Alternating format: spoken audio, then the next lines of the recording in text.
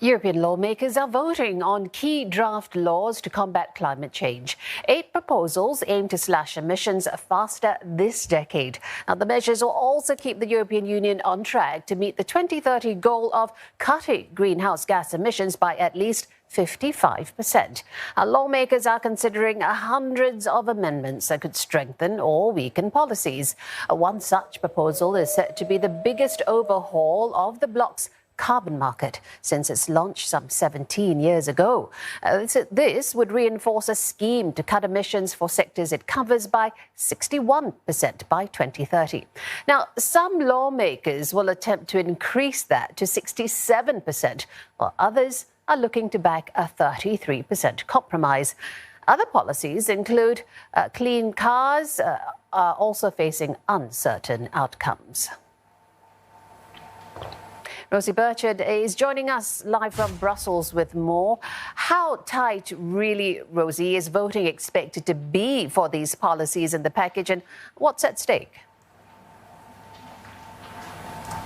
Well, what's at stake is no less than the EU's plans, promises and ambitions to tackle the climate crisis. This might be 8 different draft legislations, many different amendments, but what it really comes down to is how and when the EU will make good on its legally binding promise to cut emissions by 55% by 2030 compared to 1990 levels.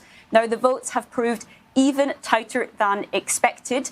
Those proposals include things like phasing out or banning the sale of combustion engine cars in future. But the most controversial proposal was a reform of the European Union's emissions trading system, which is essentially a system under which companies have to pay for the emissions associated with the products and services they are selling. That, for now, only applies to sectors including commercial aviation and also the production or the generation of heat and electricity. The proposal was to expand that for commercial transport, for example.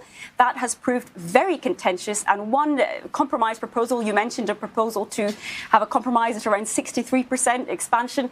That has just been rejected in the European Parliament in the last few minutes. There were fireworks within the chamber, parliamentarians shouting it at each other. On the left side of the House, the Greens and the Social Democrats rejected the proposal on the grounds that it was not ambitious enough.